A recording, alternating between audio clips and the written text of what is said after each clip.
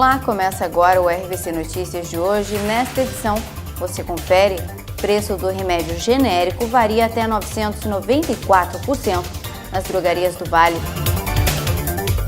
Criminosos explodem caixa eletrônico em Potim. Claro, NET e Embratel lançam Wi-Fi grátis em Recife e em outras 8 cidades. E metrô vai subir para R$ 3,40, de sindicato. Tudo isso a partir de agora no RVC Notícias.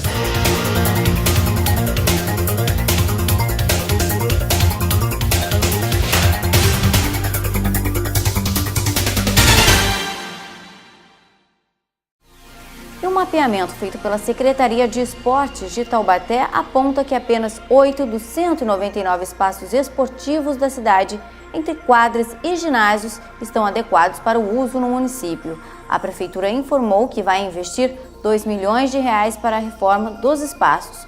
Uma das quadras no Gorilândia virou ponto de venda e uso de drogas. No Parque Três Marias, os alambrados estão velhos, enferrujados e o piso está ruim. Além disso, os moradores de rua são presença constante no local. Quem mora próximo ao local diz que deveria ser um espaço de lazer, principalmente para as crianças, reclama a população.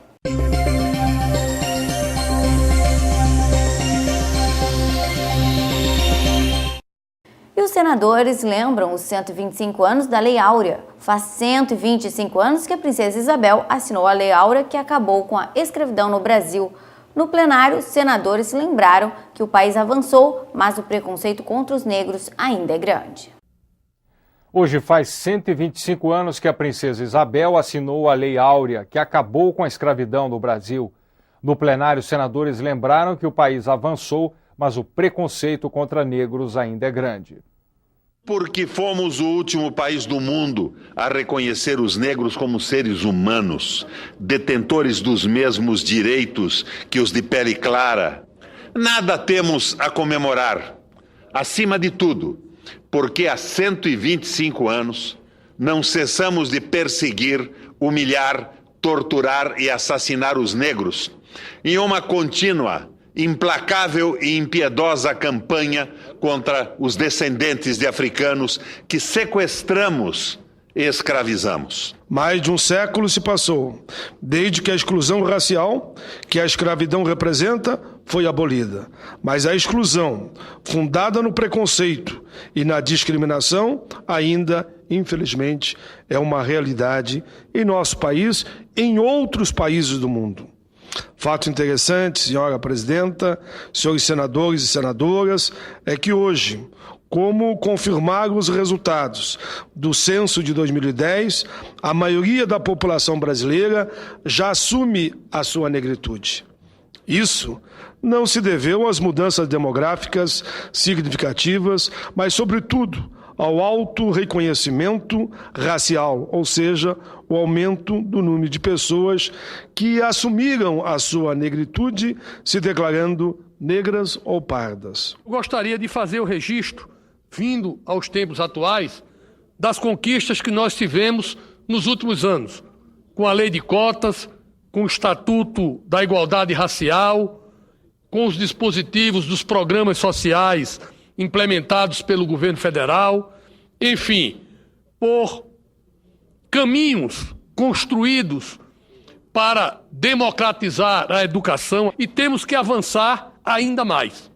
O dia de hoje é um dia de comemorar a libertação dos escravos, mas é um dia também de reflexão para que nós tenhamos a condição de discutir caminhos para libertar a sociedade na sua plenitude. Em 2001, 31% da população preta e parda estava na classe média. E 10 anos depois, ou seja, 2011, eram 51% da população. Um avanço importante, um avanço significativo.